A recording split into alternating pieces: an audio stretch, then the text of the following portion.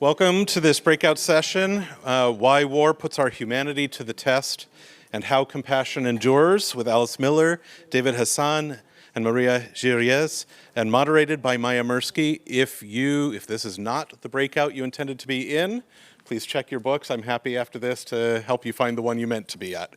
But I'm excited about this one. I'm Nathaniel Bergson-Michelson. I'm the CMO here at the Ashman Family JCC. I'm really happy to have all of you here. And I just want to take a moment to appreciate the incredible Z3 team that put all of this together. Yeah. Before we begin, I just want to give another reminder. You've already heard this, but I want to give a quick reminder of the three core principles of the conversations that we're having here at Z3. First, unity and not uniformity. We aim to honor our differences while working for the oneness of the Jewish people.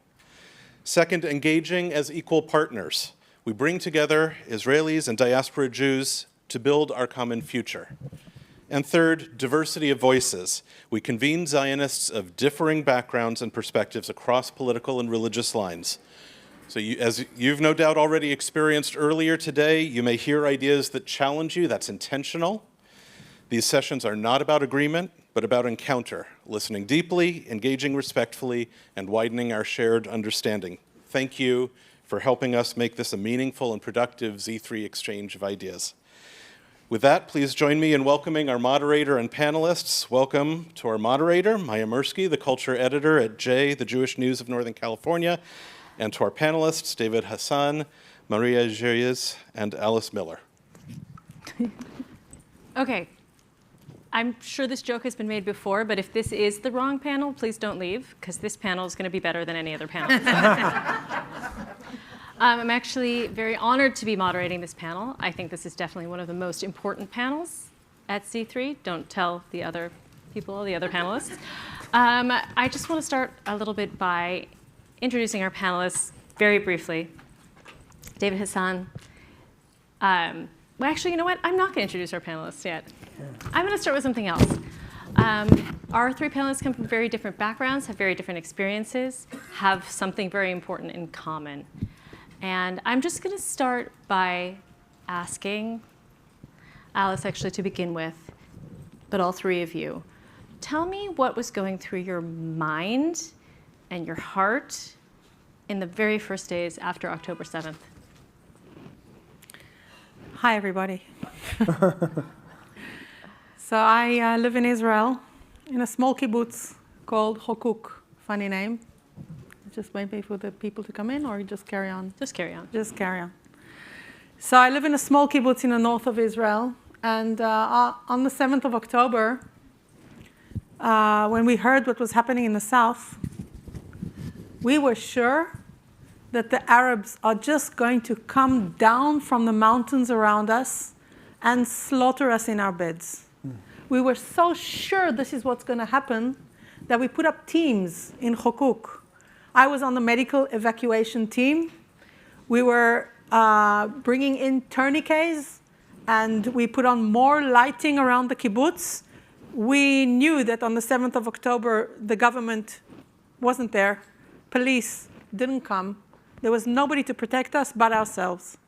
And we were sure that we're going to be having to, take knives from our kitchen and fight for our lives, 100%. And you know what? It didn't happen. It didn't happen on 7th of October. It didn't happen on the 8th of October. And at some stage, we started to feel like it's not going to happen. But what I felt that was happening all this time, and it carried on months after the 7th of October, especially after Israel invaded Gaza, and the killing started, and people were dying by the thousands in Gaza, and people were dying, by the tens or hundreds in Israel. What I started to notice was that all my friends and my family and my larger environment, everybody's hearts started closing up. When you feel like your life is endangered, all you want to do is protect your family, protect your clan. You don't care what's happening to anybody else. All you want to do is survive. And I felt that happening to everybody. I saw how people's hearts were kind of being compressed, you know, to like, I can't see outside of myself. All I want to do is survive. And for me, and we'll talk about that later, it was like, no way, no way. I can't live this way. I do not want to live in a world where my heart can't carry on, you know, the expansion, understanding that we're one family, that we're all, the whole world is one family. And I was not prepared to go down that rabbit hole. I said to myself, I want to do something else that helps me keep my heart open. Mm-hmm. So that is when I left my profession. I was a professional in the space industry. I'm an aerospace engineer. I was busy constructing a system on the surface of the moon. I stood on this, I was in a space exhibition in Azerbaijan together with NASA, presenting the system we were going to build on the moon. I came back to my hotel room and I said, this is not what I want to do in life. I want to do something that I wake up every morning and I know that what I've done today has helped somebody somewhere on Earth. And I left the space industry, and thank God for a year and a half now, I'm the CEO of an Israeli international organization called Natan, N-A-T-A-N, Natan Worldwide Disaster Relief. And what we do is we have over 1,800 professional volunteers, doctors, nurses, psychologists, all volunteers from Israel, from the US. And whenever there's a disaster anywhere, we go, we put up a clinic, we support people. We're in Jamaica now with Hurricane Melissa. We've been to the Philippines. We've been in Israel after 7th of October, obviously working with the evacuees. And this is where I met, through this, I met David Hassan, who's sitting in the panel over here. But don't skip ahead. Okay, sorry. Maria, I want to talk to you a little bit about what your first thoughts and feelings were. I'm listening to you, Alice, and you describe that situation in Hukuk. Yeah. You thought your Arab neighbors, Israeli Arabs, will attack you in your home. And in that Saturday, I just come to visit my family in the Rama village, not so far from Hukuk. It's an Arab village, small Arab village in the Galilee, mixed Christians, Muslims, and Druze. And I'm trying to remember what I feel in that moment. Actually, I was shocked. After, I think, 2 or 3 hours, when we start to recognize this huge moment, I take myself and go back to Jerusalem, where I'm living. And I think for 2 weeks, there was an image that I could not ignore it. And excuse me if I will use my notes, because usually I'm not sharing emotional situation as a practice person. It was Yafa Adar, a Jewish elderly woman who kidnapped from Gaza. I remember she just sit. I saw videos of Yafa from Gaza sitting in the golf cart. All the people around her just laughing. It made me nervous. I really just cried when I remember her. And she has like a smile, peaceful smile on her face. And she's quite old. Yeah. Yeah. And for some reason, she reminded me my grandmother. My grandmother was 16 in 1948 when the state establishment. She lived in Ikrit. It's a small Christian village near the Lebanese border. The Israeli army just asked them to leave for 2 weeks for security reasons.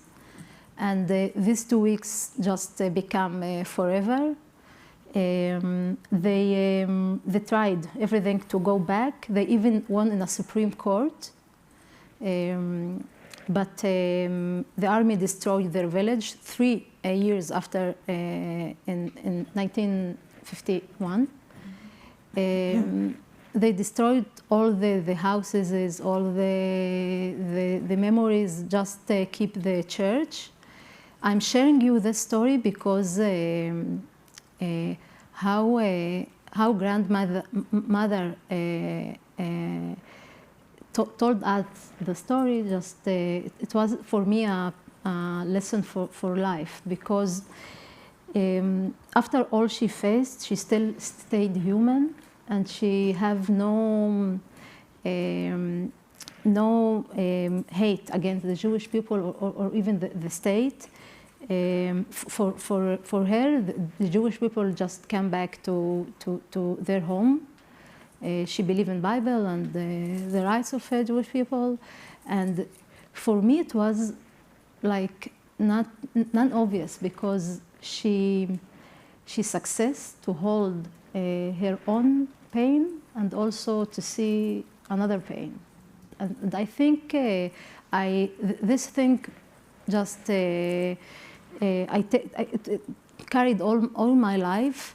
And I think that this is the challenge of our society, because this war, the past 2 years, just show us how each one of us just stuck in their own. We lose the ability to see beyond the walls, beyond the categories we used to put people on it. For me, that was not the case, but I see how Israel society, Arab Jews, just cannot deal with the complexity, and to recognize that after all we are human beings. Today I'm leading an NGO, Shittah Institute. We work with the cities and towns across Israel, across all sectors, because we believe in them, that cities and local leadership can handle the situation different from the national leadership.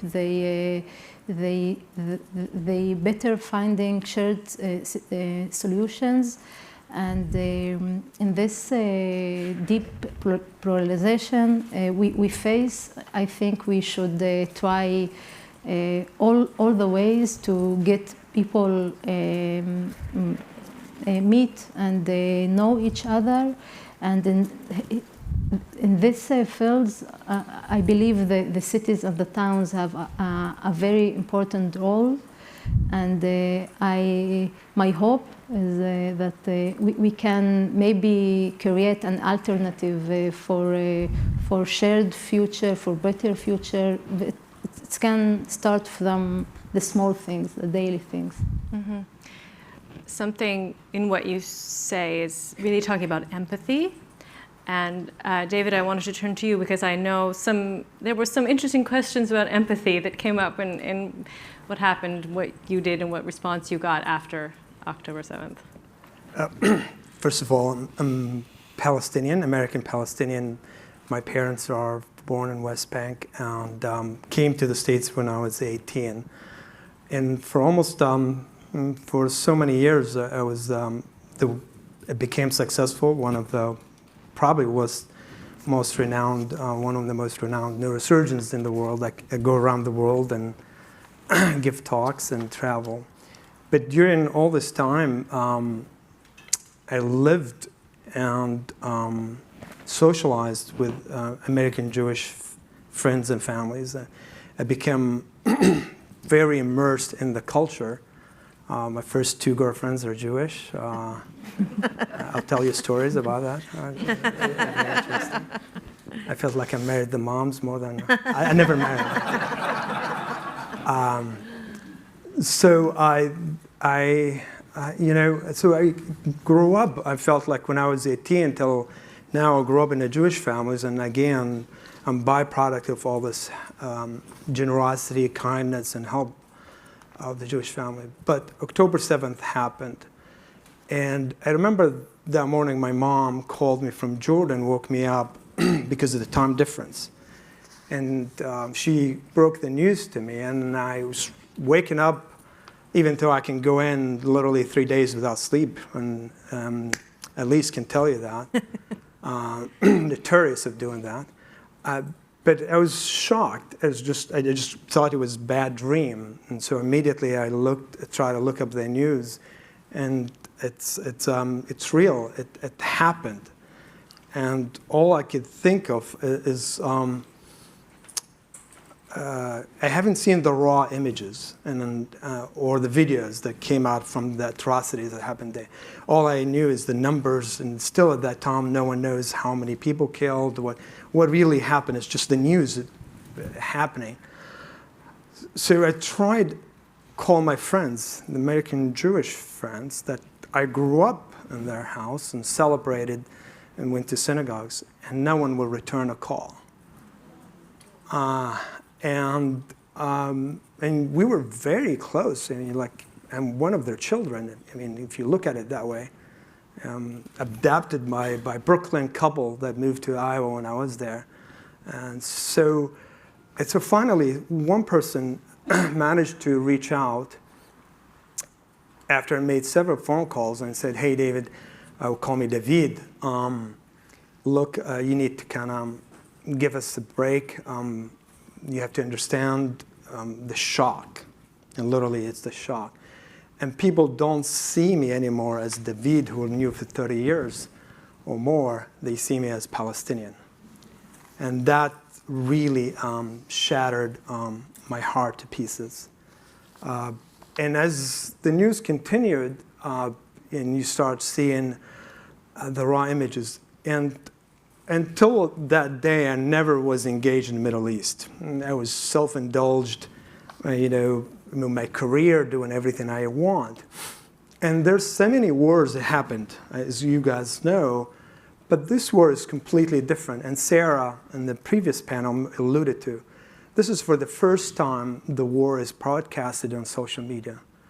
It's not broadcasted by the mainstream media, because the mainstream media will take, and Maya will tell you, they take these images, they polish it, censor it, they put their own narrative.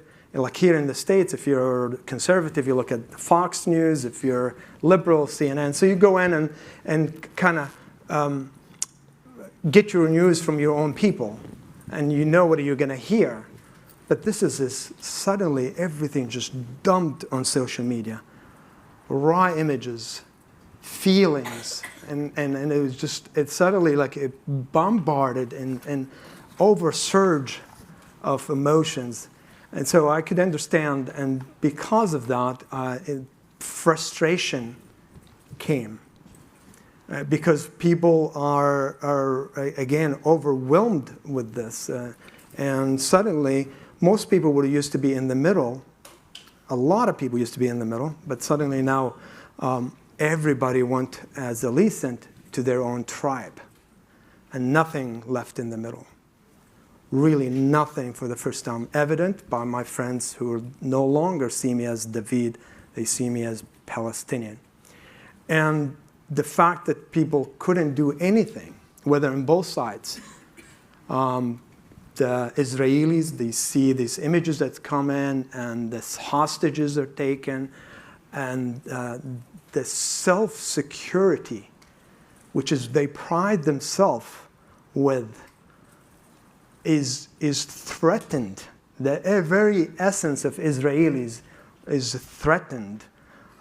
Is different even than Yom Kippur War, than 96. This is a huge attack, as big as. So it hit a really sensitive nerve, and the shock of it.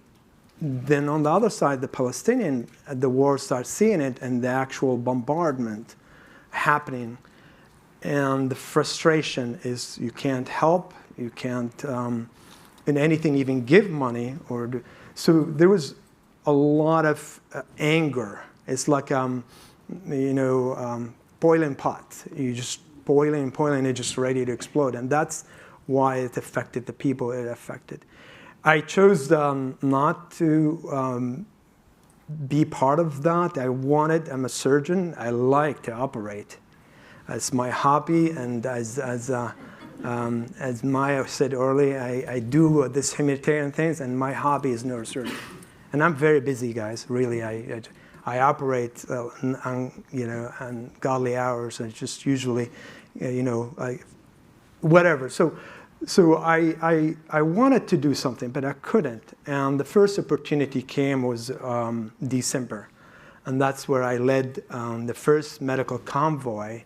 I was four surgeons from the States, 2 from Canada, and 12. And I was the first convoy. I was the leader, and we entered Gaza and operated in very, very, very, very, very unconditional, ungodly environment. But again, just wanted to go back, and it's what's really the value is. Part while I was there the first week over there, that relationship, and that's why I really am important that as we continue, why it's empathy, kindness, and seeking the new. I don't see a new identity of how the Israelis think of themselves or anything, but really what you want is to go back. Is I wanted to prove a point to my American Jewish family and friend that I do care, and when I was there, we used our resources financially, subjected myself to a lot of dangers, but I was able to get some information that led to release of 2 hostages later. And then came out and led to many, many, many interviews worldwide. And then second time went to Gaza, and again under the auspice of Elizabeth Warren, the Senator Elizabeth Warren, and USAID. And that time I took about $20 million worth of aid. But during the whole time I had one thing in mind, is not only just immediate relief, but I really wanted to bridge hopes and reach out to the Israelis. And part of that, which was, and I was invited to go to Israel. And I was the first Palestinian to ever be on the newspapers on May 24, which by then all the Palestinians didn't like the American Palestinians here and the anti-Semitism, because I refused to engage in word fight and subjective claim about genocide, war crimes. I try to be as a physician and stay, on facts. But that led to the interview with Aratz newspaper. And I just thought at that time, I was warned and threatened, even here in the States, that do not ever be associated, and if you do, this would lead to consequences. But I refused because I really wanted to reach out. I really wanted to let the Israelis know what is going on in Gaza. So I did the interview, and I thought it would be just a small little tuck-in thing, and then put it in the newspaper, and it's over. Well, to my surprise, it was the whole page, cover page. They send a photographer from France to take pictures for me. It's like, well, I was that ugly to send someone to make me look that handsome. Yeah. So they did, and then it went to Hebrew. It came out in English, and it was over New York Times International, and New Yorker covered it. It's like, so suddenly I'm receiving for the first time, that was May 2024, with a lot of hostages there, thousands of emails and phone calls from Israelis reaching out and says, how can we help? So this is an interesting point you make. I want to ask all 3 of you this. When you choose to sort of stand apart from the, that tribalism, that pull into, shutting down your heart, as you put it. So a lot of people don't have the ability to withstand that. And all three of you do. So you touched on it a little bit, but what is it that makes somebody say, instead of, you could have said, oh, my Jewish American friends don't want to talk to me, well, fine, I'll go back to neurosurgery. But you didn't. You could have stayed with people who were closed down. You could have been like stuck in this terrible torn position because of your own life. None of you did that. All of you took an extra step and did things that got some pushback. So what is it that allows you to do that? And I want to ask all three of you that. And I'll start with you, Alice. I can't not. It's as simple as that. I can't not. I can't live with a closed heart. I can't. It's not possible for me. And when people come to you and they say this, that, then they say it's them, it's not me. You know what I mean? I can't. I've grown up in such a multicultural environment all my life. My father's a did I say this here? I don't remember anymore. No. My father's a religious, because I just said it in the previous session, to the teens. But my father's a religious Jew. My mom's a Christian who converted to Judaism. And I'm married to a Hindu. So you choose, you know what I mean? What am I supposed to think about what? You know what I mean? And I really have seen, I've lived in the Himalayas in India for many years in the jungle. I've lived with the poorest people on earth. I don't know if we're not, this is not what we're talking about, but I wanted to be a fighter pilot in the Israeli Air Force. Women could not be fighter pilots in the Israeli Air Force, so I sued the government and I won the case. So since then, this is 30 years ago. Thank you. A very important case in Israel. Yes. Very important case. Yeah, and so I've been, you know, like in Parliament. I've been in all kinds of places, and I see that there's a saying in Hindi. I don't remember how you say it, like that. The whole world are brothers and sisters. Yeah. We are in the end. In the end, how do you say it? Make the world your own. No, there's something else in Hindi, but doesn't matter. Like that says that the whole world are brothers and sisters. I can't live differently. I can't. And I love David. I love David. What can I do about it? I can't do it. What can I do about it? I do, David. What can I do? I know. I'll give you $10 later. I can't not. You know what I mean? And I feel that, you know, the Dalai Lama of Tibet has this beautiful movie called The Wisdom of Happiness. It's a new movie. It's out in the cinemas. Robert Redford and others got it done. And it's a Dalai Lama talking to you for 1 hour. Really, really beautiful Dalai Lama of Tibet. And he says something there. He says that you cannot feel compassion and anger at the same time. You can't. It's not possible. If you feel compassion towards your child, you can't feel anger at the same time. It's not humanly possible. So fill your heart with compassion. And you won't have time for anger. No, it's really, that's not me, that's the Dalai Lama of Tibet. So I can't take credit for that. But I know this is true. I know this is true, and I am not prepared for my heart to be otherwise on this earth. When we have one life, I'm here to give. I'm here to help whoever I can help. This is the way I want to live. And if the other person happens to be a Palestinian, or the other person happens to be an Israeli Arab, or a Hindu, or a Christian, or a Jew, it's culture for me. The essence of us all being human beings is something I'm not prepared to compromise in my own heart. And I've lost friends.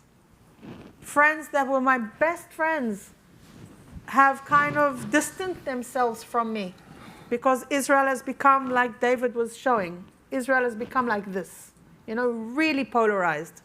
And friends of mine cannot understand how come I don't realize what the Palestinians really are, blah, blah, blah. I'm not prepared to go that route. So we've separated. So I've lost a friend on the way, you know, but I cannot close my heart to it. So it's just like, I can't do it otherwise. You know what I mean? It's not a question of how can you How can I not? For me. Yeah.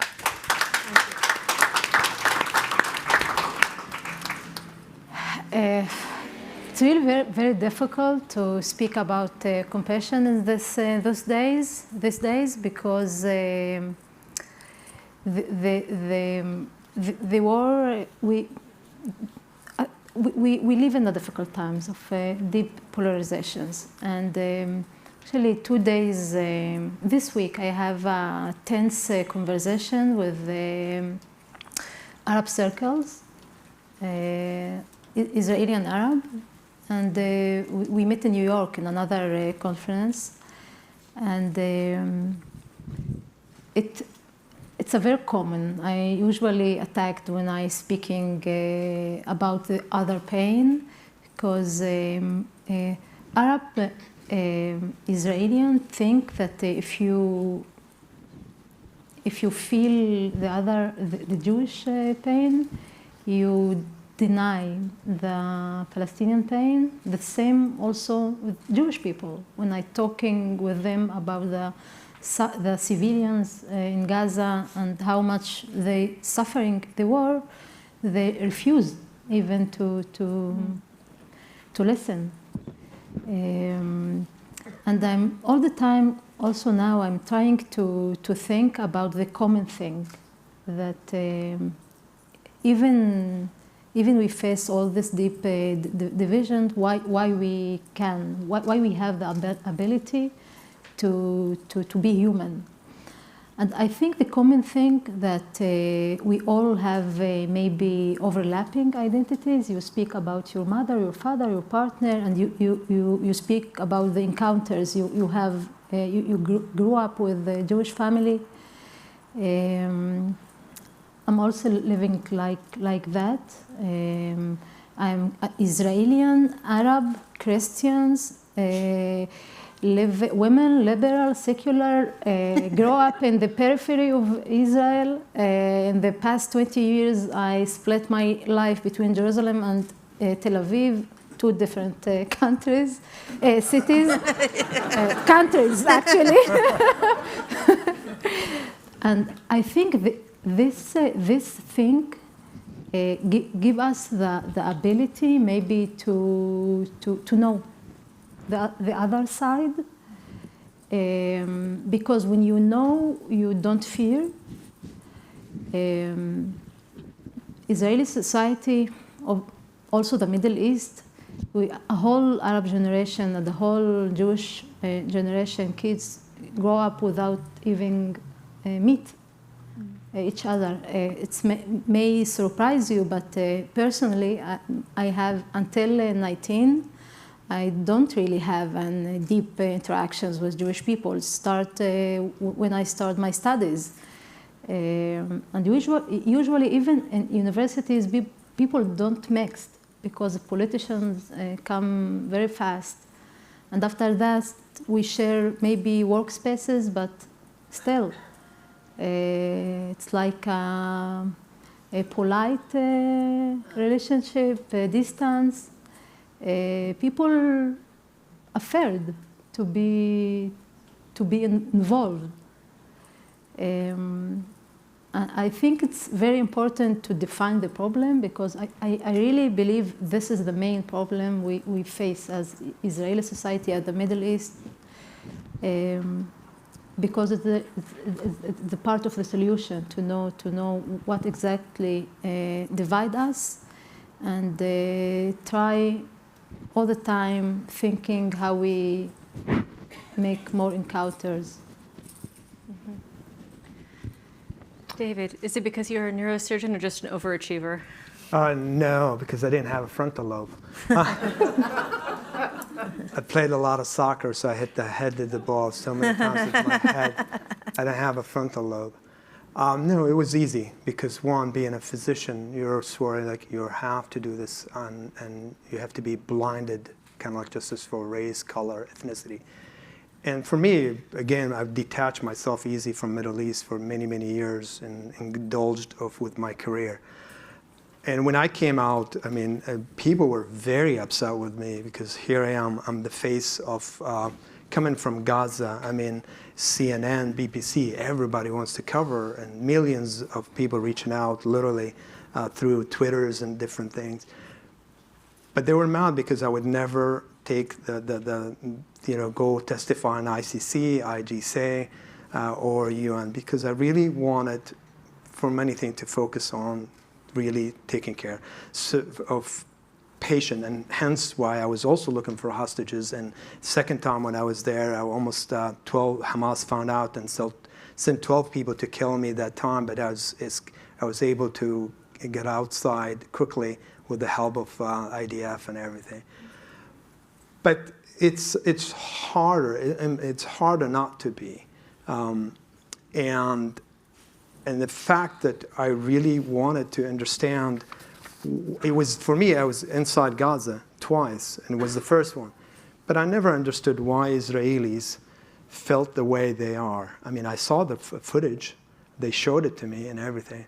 But when I went in June, after I was invited by the Perez family to go in and talk, and it was, thousands of people were there. And I'll tell you a funny story, too, there. But I really took the time to go all the way down south and went in every kibbutz, every house, and that June 8th when the 4 hostages were rescued.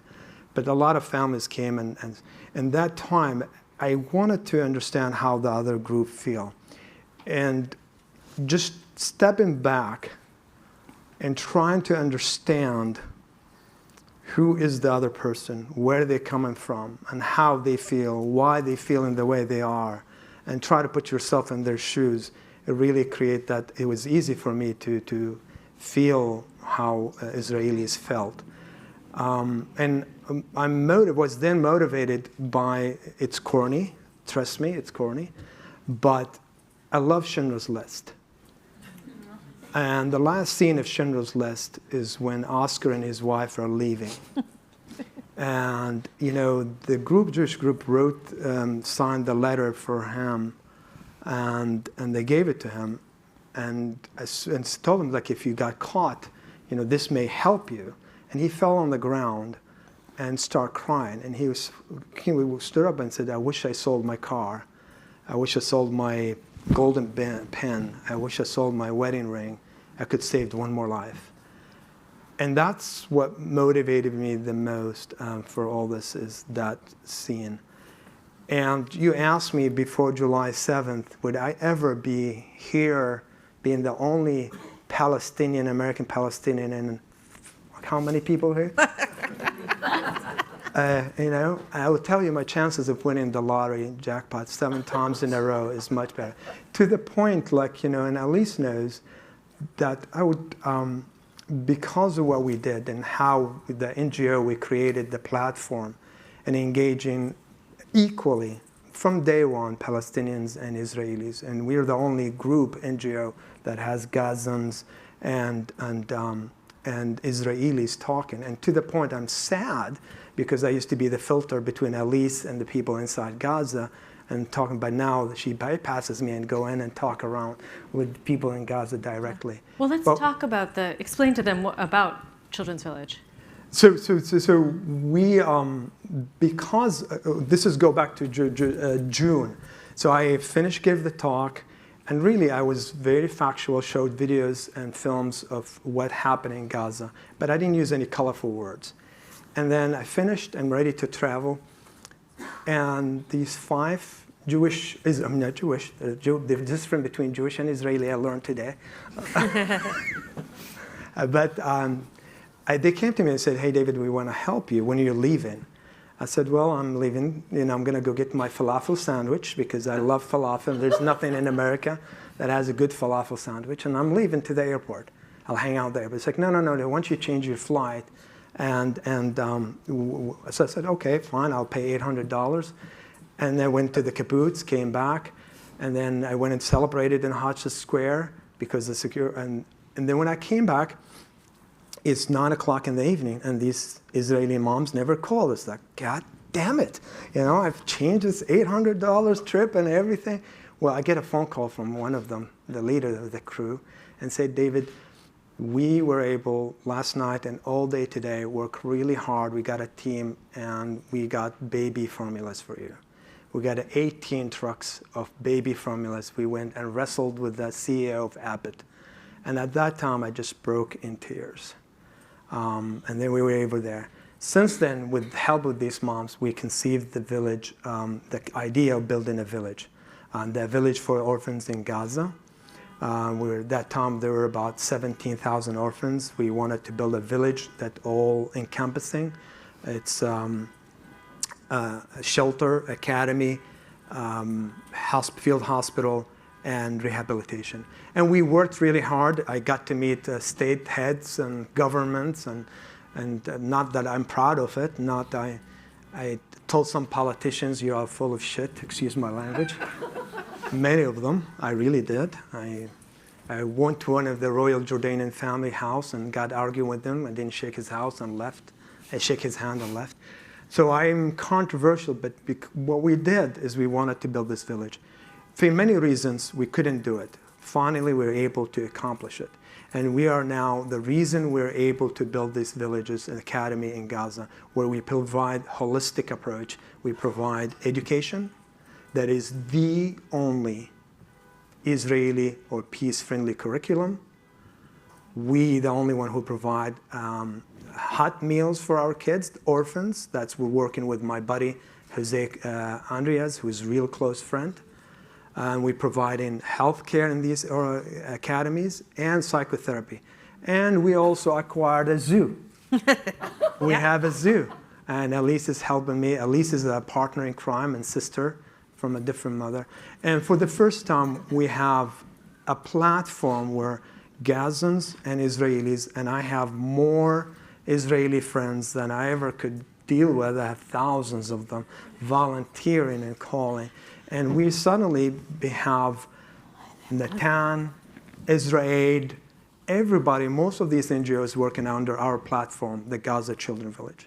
And so we're building now, we have 5 academies soon. We will have 7,500 orphans that we provide this holistic approach. Not even UNICEF, not any organization does that. And we also we entered the first baby formulas since March. We entering wheelchairs. Elise and her group, they're helping us with healthcare, entering medicine. Israel is my partner. We're working together hand in hand, shoulder to shoulder. And also we are in the process of acquiring a hospital and make it the only tertiary hospital for children, sick children hospital in Toronto, Gosh in London. And all the group, everyone wants to help us and be with us. But the key is, we insisted on from day one is, and I lost friends, we got that, it has to be Gazans and Israelis, period.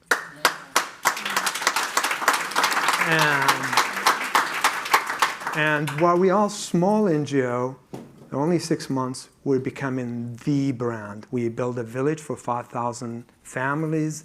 We're doing a lot of things that big NGOs cannot do that. And really, I do this because one thing, we do not, every single person, and Elise tell you that because I lead a big group, and by the way, I'm more Israelis than a lot of Israelis, correct, Elise?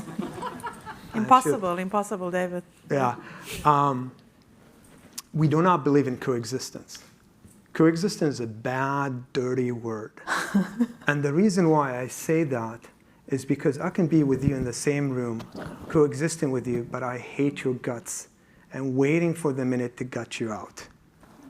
We do not believe in normalization because normalization is a business transaction. What we group, our group, Natan, Elise, Israel, and all my Israeli friends, all of them, we all believe in Gazans. We all believe in what's what we coined. We're better together. Because if you're better together, you care about that person. You want the best for them, and they do the same thing, and they're synergistic. Yeah, I'd like to just add something, David, okay? Thanks. Right here.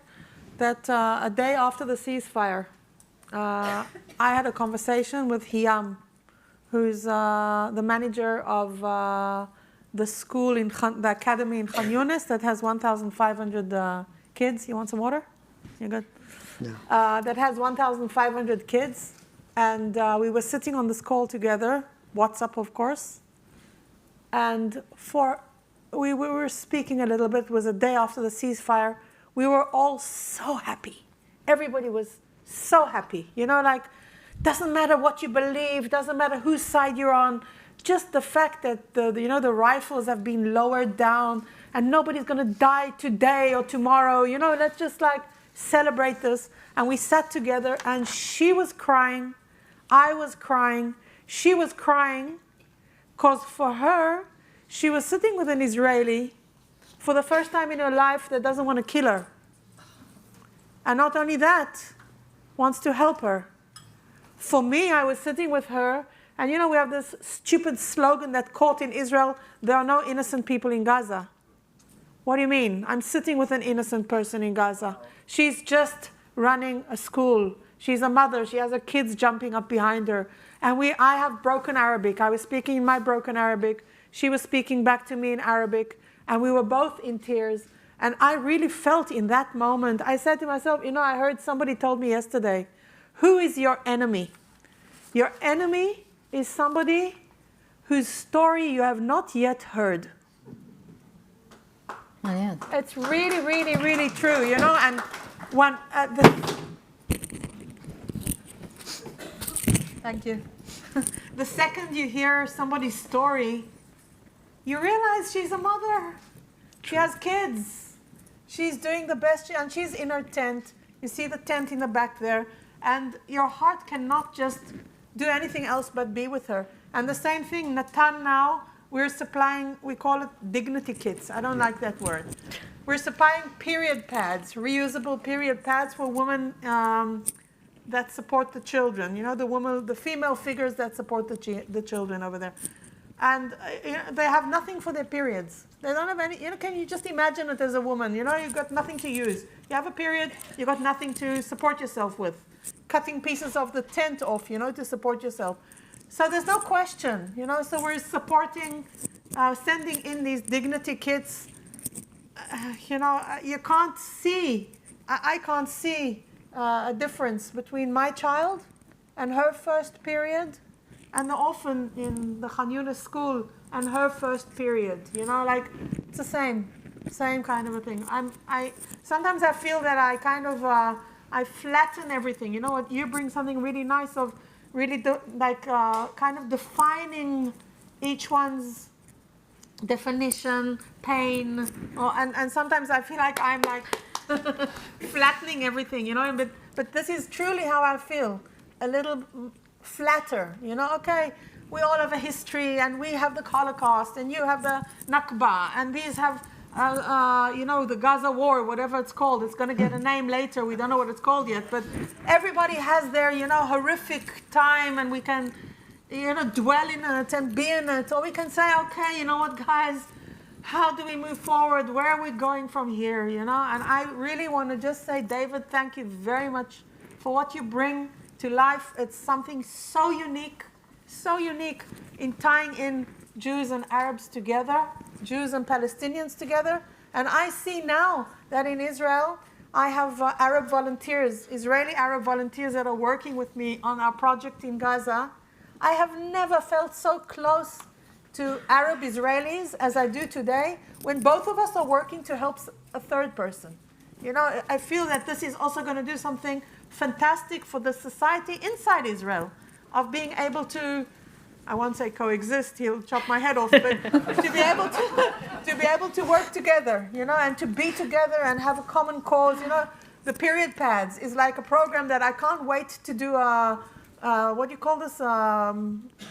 What do you call it? Gius Hamonim? Like when you fund a what? A crowdfunding. I can't wait for a crowdfunding for this. You know, we're doing a pilot program right now. I'm waiting for the pilot program to happen, to succeed. It's going to happen in 2 weeks' time. Once it happens, I want to do a crowdfunding for these period pads, because I don't think there's a woman on earth who wouldn't want to give $50 so that a woman in Gaza can take care of her period. You know, no matter who you are and what you believe and what you think. So yeah, and this is thanks to really the movement that the visionary here is leading, and we're so happy to join the train. Thank you. Yeah. But I want to I'm sorry, and then have to go back. Yeah. You have to stop and think. What happened before failed again and again and again. And we can't afford this to be another cycle. Something need to be done. Whether earlier we talked about education, which we are doing, the only first and the only curriculum we're doing and everything. But what really matters the most is we put the people matters. Israelis and Gazans are the ones most affected. And for the first time, they're really empathizing with each other, especially moms. I hate to say it, guys, because I'm a guy. We're jerks. The worst is because of us. And I truly believe, and I wrote a little piece about sisterhood cry.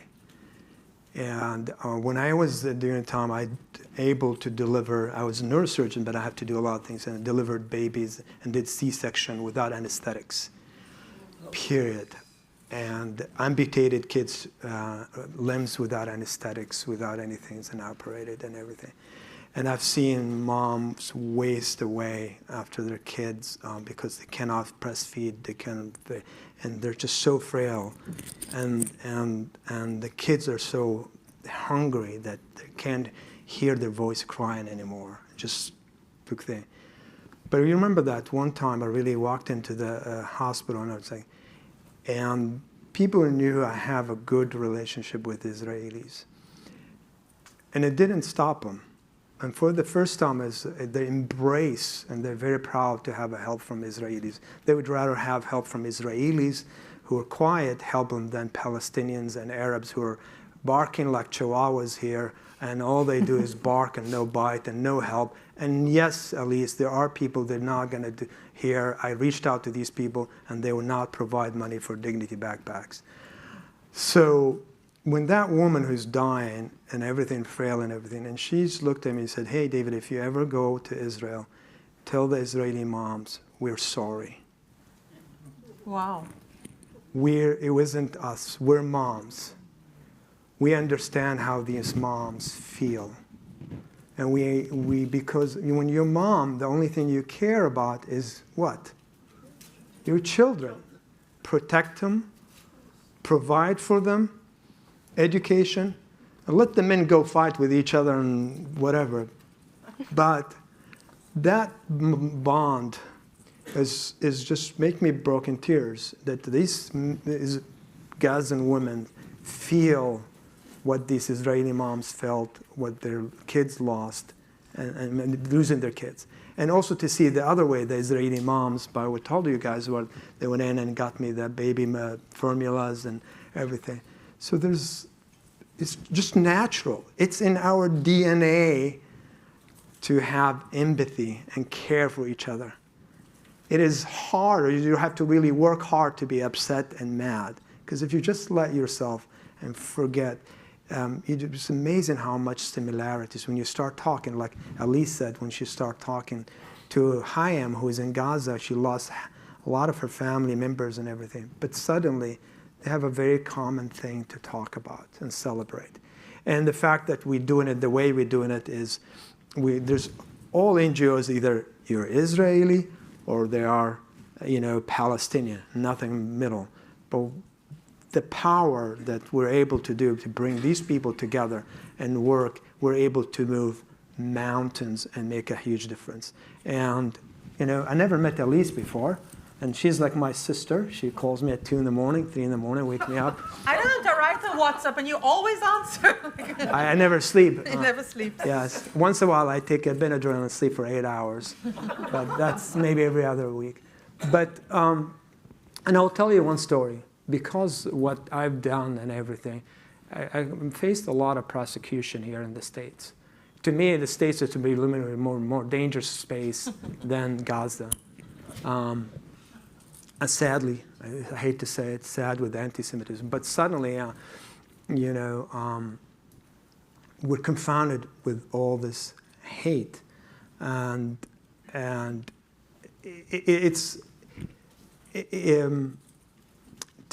I almost quit, and I quit for 6 weeks because of all that.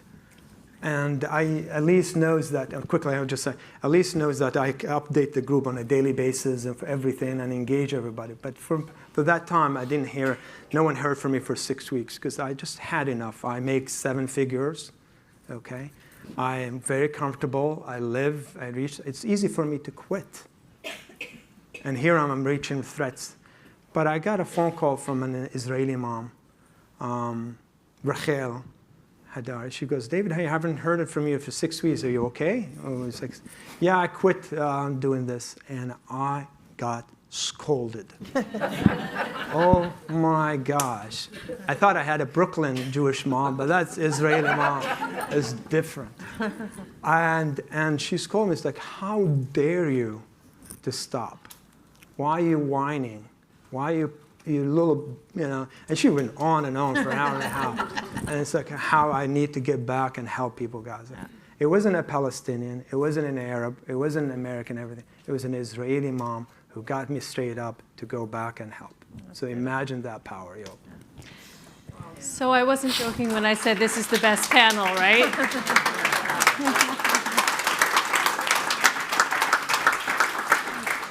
I want to leave some time for questions. I know we have a mic. We've got, over in the corner, we've got cards and pens, and just to keep things rolling, if you've got questions, let's take them, and I'll come around and collect. We can just why don't we just the microphone. Just take a couple minutes and just hand the mic around. Right. Mic live.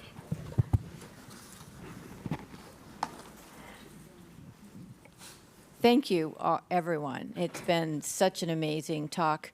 But you have these. You're brave. You're all brave, and you're brave. And then you have empathy, and then you open your heart. But you must encounter fear, like from Hamas or from IDF or whoever it is. So I just wondered how you felt about that and how you got beyond it, dealt with it. That's my question. Who do you want to answer that question? I can try. Yeah, please. I'm looking for the microphone.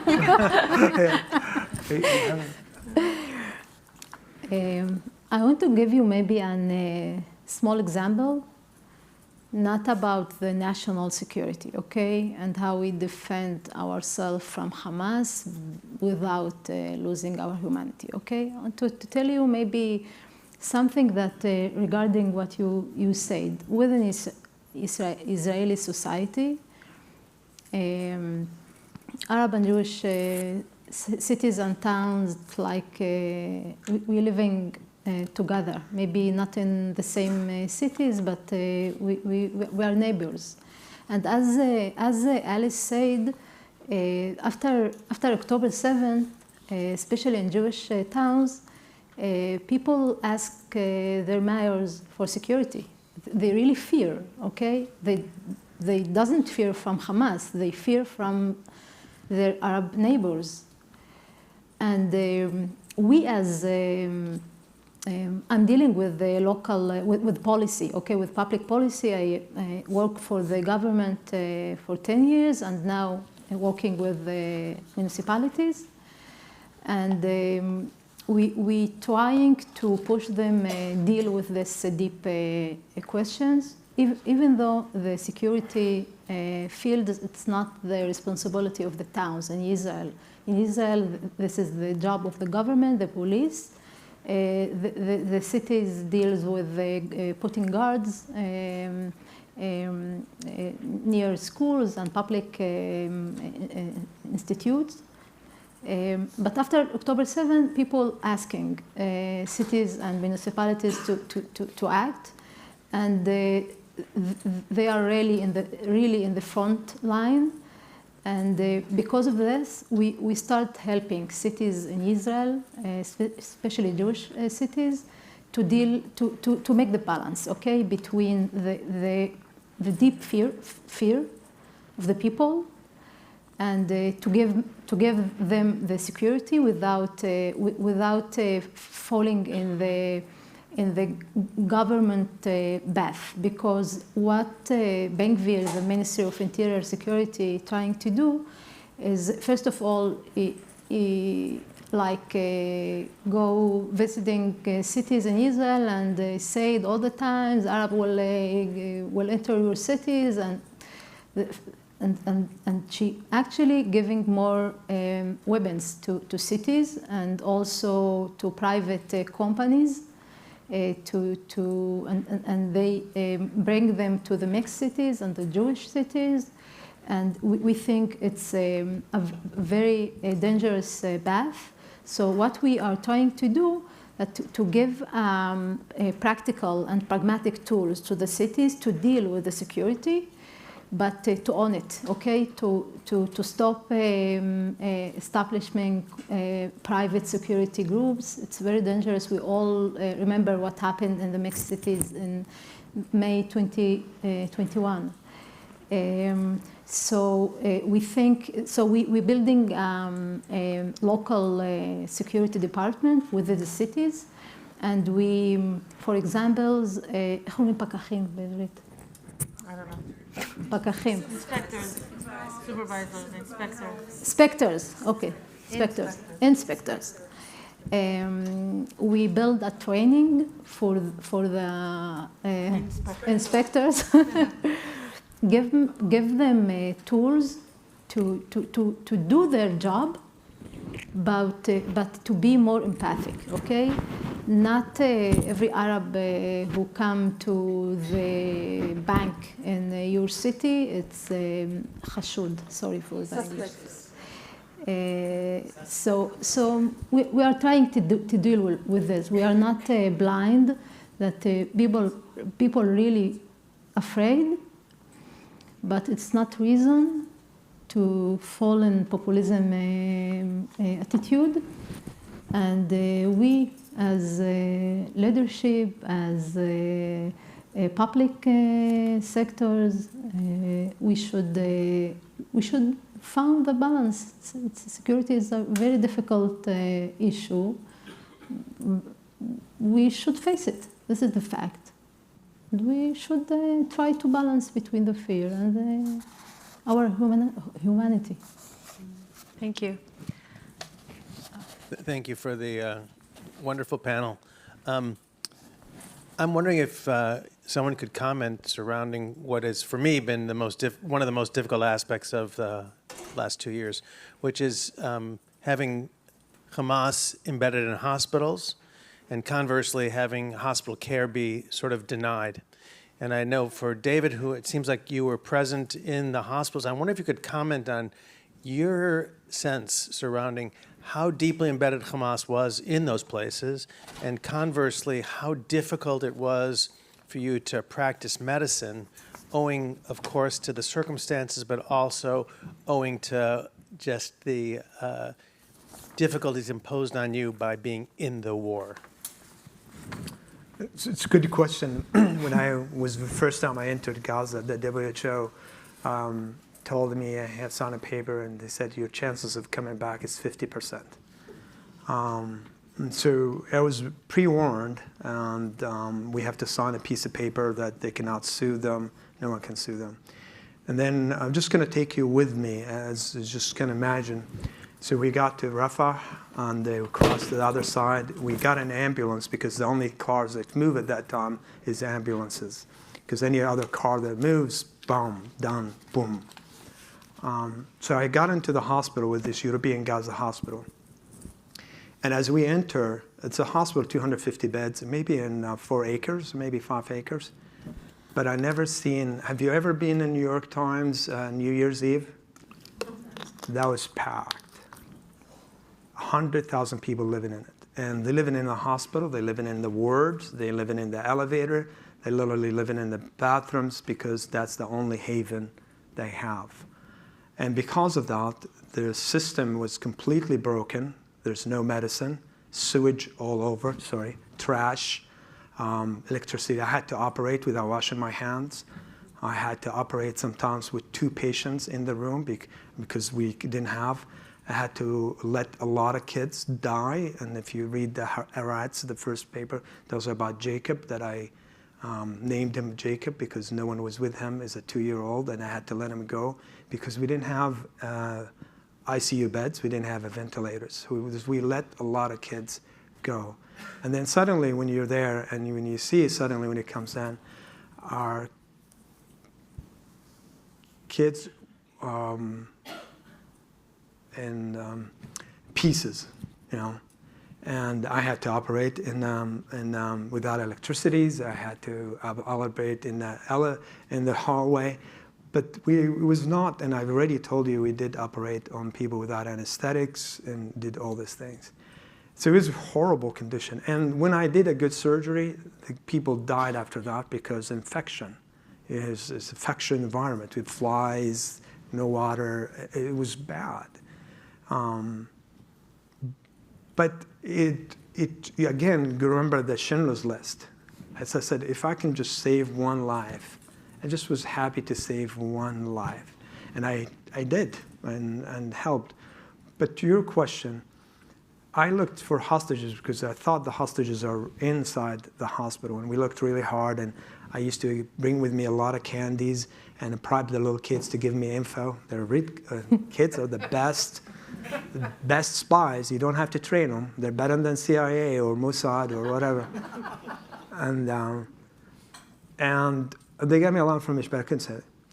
That hospital, the Gaza, European Gaza hospital, twice I operated there, and right where that area where the emergency, where I walked all the time over there, that's the area where it got bombed, targeted, because the brother of Yahya Sinwar, Muhammad Sinwar, was down in the tunnels underneath the hospital. So while I am very, very, very upset and very mad because I could be walking that day in that area and I get bombed. And because why? Because these guys choose that safe havens to be there. May as it is, it never stopped me because, as my friends call me, madman, crazy. I have a name in Kogat and IDF. They call me the crazy guy, the mad. When they're really nice and like me, they call me outrageously ambitious guy. So it depends on the day with them. But it shouldn't stop us. It really is. Now, about your question about fear. How do you deal with fear? And I hate to say it, here in the United States, which I never thought of, here as a Palestinian, is helping against combating anti-Semitism. I get a phone call from the Israeli Federation of Medical Students who got kicked out of the World Federation of Medical Students because there's some students had to go back to the reserve. They call me and said, David, can you help us? I was like, me? Help you to combat anti-Semitism? So I did, we won, and we got them back in. And I get a call from the American Jewish Medical Association to come in and talk, and I did all that. But here in the United States, I personally, with the things that's happening, I'm more fearful for me or my family and everything than even being in Gaza. If someone wants to hurt you, they're going to hurt you, no matter where. You just have to be brave. And I know the American Jewish and Israelis are very brave people. Their strength is amazing. And you too, if you stand for values, all you have to do is have moral value, North Compass. Once you have that, yes, trust me, there are times I think, why am I doing this? I could live a very comfortable life, enjoy. I don't golf, maybe I'll pick it up. I never liked it. But I think if you look inside yourself and see what's the alternative, and your moms, grandmas, grandparents, and everything, what you have to do is look what you're going to leave for your kids and grandchildren. Do you want to, and I like the previous panel, you got to make some ruckus. And you will not make a ruckus if you're fearful. And you have to stand up for yourself. I asked the most difficult question because I gave a talk at high school in Israel, Hadari.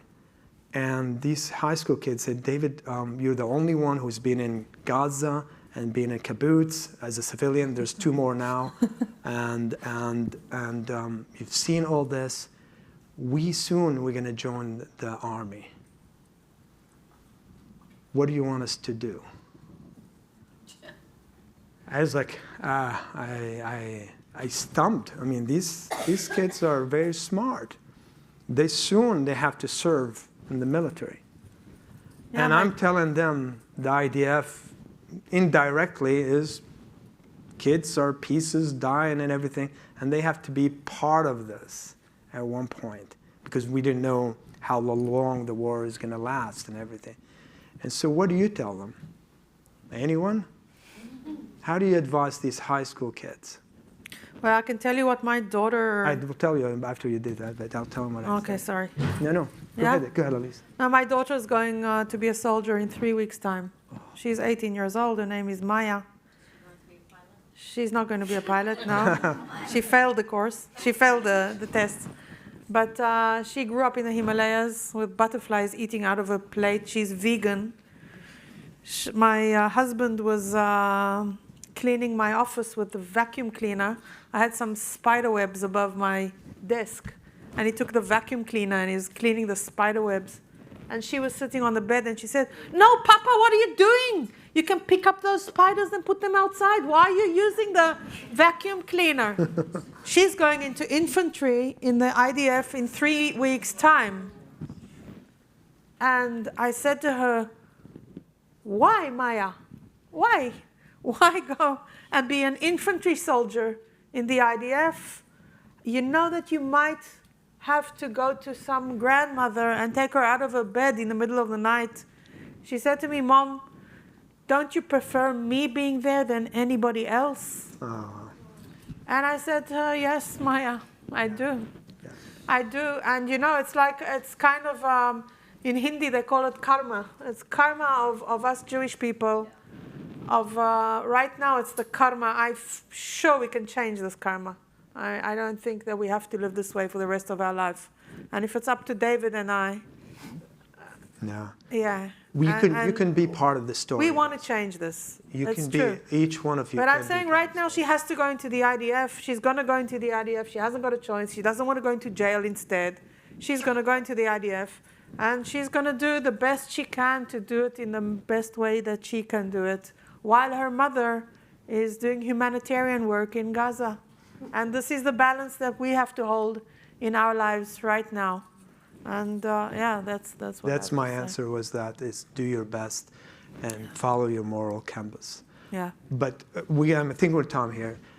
You guys, what we're happening now with our groups together, Palestinian Israelis, Natan, Israel, a lot of groups, we're setting the day after. We are really setting the day after. And I invite you guys to be really part of this story. Yes, it may be a drop in the ocean. Maybe we're just a small anomaly. But what's the alternative? Yeah. There's nothing. So help us, help these kids, help these women, single moms. We're trying to bring technology. Here, you guys, the Silicon Valley, we're trying to bring it into Gaza and help us to be that people and help people. If you really want to change the narrative about anti-Semitism, show the world what American Jewish all about. They're good-hearted people. That's what you can show. You don't show them by words, you show them by actions. Yeah.